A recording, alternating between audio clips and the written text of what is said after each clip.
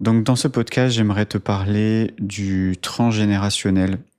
Le transgénérationnel, c'est quoi? C'est tout ce qui te relie à, on va dire, tes parents, tes grands-parents, tes arrière-grands-parents, etc. Et aujourd'hui, on sous-estime l'impact, en tout cas, c'est ce que je vois en accompagnement, c'est qu'on sous-estime l'impact du transgénérationnel dans notre vie au quotidien. Et souvent, je fais cette métaphore de ce que j'appelle la petite assemblée nationale intérieure. En tout cas, c'est une métaphore que j'aime bien utiliser. En gros, c'est quoi? C'est qu'il faut imaginer qu'à l'intérieur de toi, tu as une assemblée nationale qui, on va dire, vote des lois.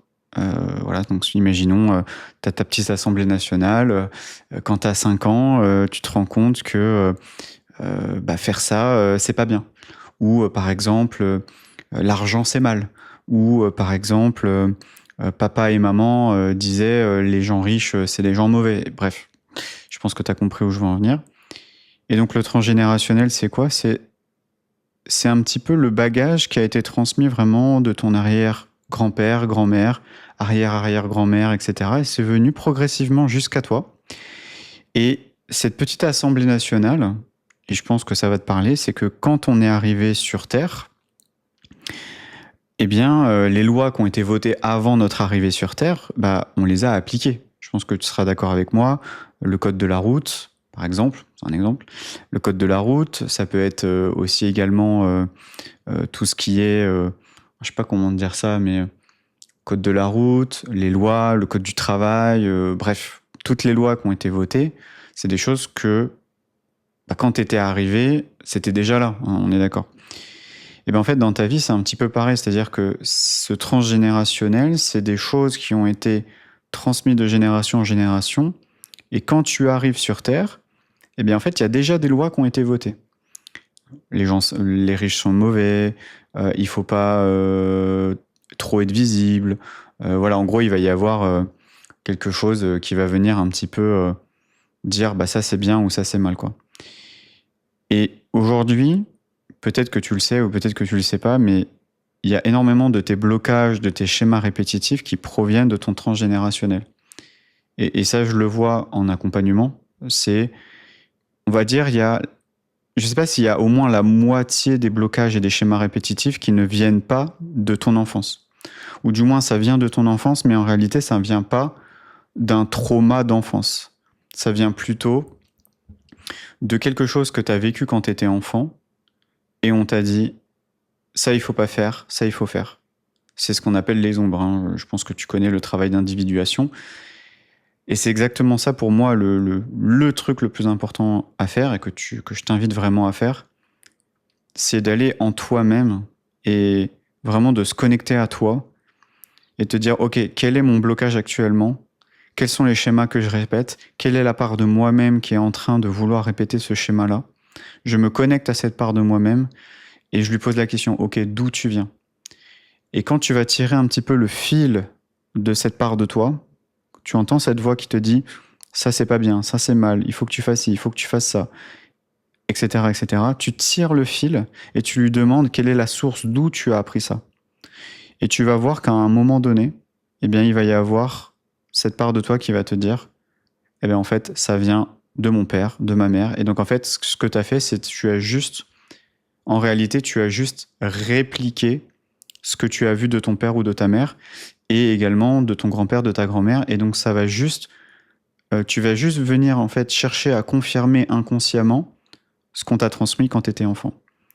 Et pour moi, c'est ça que j'aimerais que tu comprennes dans cet épisode, c'est que aujourd'hui, tu portes des peurs et des blocages et des schémas qui ne t'appartiennent pas.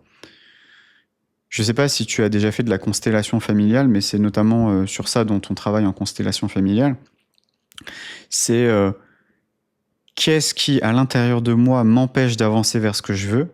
Et généralement, ce qui t'empêche d'avancer vers ce que tu veux, c'est une part de toi-même, ou même plusieurs parts de toi-même, et certaines parts de toi ne t'appartiennent pas. C'est des choses qu'on t'a transmises. Ça a été vraiment du grand-père, de la grand-mère, de l'arrière-grand-mère, etc., jusqu'à maintenant. Et le transgénérationnel, pour avoir accompagné des personnes qui sont dans une forme de multiculturalité, eh bien, qu'est-ce qu'elles vont faire? Elles vont prendre ces parts-là, et quand on travaille ensemble, on se rend compte que souvent, il peut y avoir donc transgénérationnel, transculturel, c'est-à-dire si par exemple tu as eu des parents avec des cultures différentes, et bien en fait tu vas prendre de ta lignée au niveau culturel. Donc si tu as un père, je sais pas, martiniquais ou sénégalais, et puis une mère, je sais pas, française ou espagnole ou j'en sais rien, peu importe en fait tes origines, eh bien tu vas récupérer en réalité des deux côtés. Et souvent, des fois, quand j'ai des gens qui viennent vers moi pour être accompagnés, bah, ils me demandent, ils me disent ouais, mais Jean-Luc, je comprends pas. Normalement, je devrais pouvoir avancer et je comprends pas, je comprends pas ce qui bloque. Et des fois, on remonte à des guerres, à des chocs culturels, des conflits qu'il y a eu, ou alors des fois des déplacements de population, donc de la migration, etc., pour fuir la guerre. Et donc, en fait, des fois, il y a des croyances comme la peur de la pénurie, etc. Bah, en réalité, ça vient d'une arrière-grand-mère qui a vécu la guerre et qui il y avait plus rien à manger, etc. Et donc, en fait, la personne, elle a du mal à prendre des risques, à investir, etc. Et donc, elle garde son argent, elle veut pas dépenser son argent. Mais en réalité, si elle veut pas investir, si elle veut pas dépenser son argent, alors qu'elle pourrait se faire plaisir et donc elle n'arrive pas à se faire plaisir, c'est pas parce que c'est un manque de volonté, entre guillemets. Non, c'est juste parce que, bah, en fait, il y a cette arrière-grand-mère ou arrière-grand-père qui a connu la guerre et donc, en fait, qui a transmis à leurs enfants et ensuite à leurs petits-enfants, etc., jusqu'à toi, pour te dire, tu dois garder ton argent parce que à tout moment, il peut y avoir une nouvelle guerre, à tout moment, il peut y avoir la famine et la pénurie. Et donc, bah, tu pourrais profiter de l'argent que tu as gagné, bah, tu vas pas le faire, même si tu aurais envie de le faire. Voilà. Donc, c'est un exemple. Hein. Après, j'ai accompagné énormément de personnes sur, voilà, comme je te disais, transculturalité, transgénérationnel au niveau culturel, hein, toujours. Et des fois, sur des choses anecdotiques, où on se dit, bah tiens, j'ai envie, moi j'ai accompagné beaucoup de femmes, majoritairement des femmes, j'ai envie de me montrer, j'ai envie de m'exposer, et en même temps, je sens que j'ai des résistants, j'ai des blocages pour aller de l'avant, faire porter ma voix, etc. Mais en réalité, c'est pas qu'elle manque de volonté, hein, pareil, c'est pas qu'elle manque de motivation, c'est juste qu'il y a inconsciemment, il y a une part d'elle-même qui va dire, non, tu peux pas y aller. Non, faut pas que tu y ailles. Parce que X ou Y raison. J'ai également accompagné des femmes avec des capacités spirituelles, des dons, des capacités extrasensorielles, qui ont des difficultés à se montrer, à parler vraiment de leurs capacités médiumniques, extrasensorielles, intuitives. Pourquoi? Bah parce qu'en fait, elles portent en elles une racine de ce qu'on appelait la chasse aux sorcières. Quand tu as dans ton transgénérationnel une chasse aux sorcières, eh ben en fait, tu vas venir l'auto-saboter automatiquement. Donc voilà ce que j'avais envie de te partager dans cette vidéo, c'est que peut-être aujourd'hui, tu as des blocages dans ta vie actuellement, où en réalité, c'est pas parce que t'as pas le mindset ou genre oui j'ai des croyances limitantes. Oui, c'est des croyances limitantes, mais c'est des croyances transgénérationnelles. C'est pas des trucs, par exemple des croyances que tu as entre guillemets récupérées dans ton adolescence ou dans ta vie d'adulte. C'est des croyances que tu as héritées dès la naissance en fait. Dès que tu es arrivé sur Terre, voilà, c'était instantané quoi.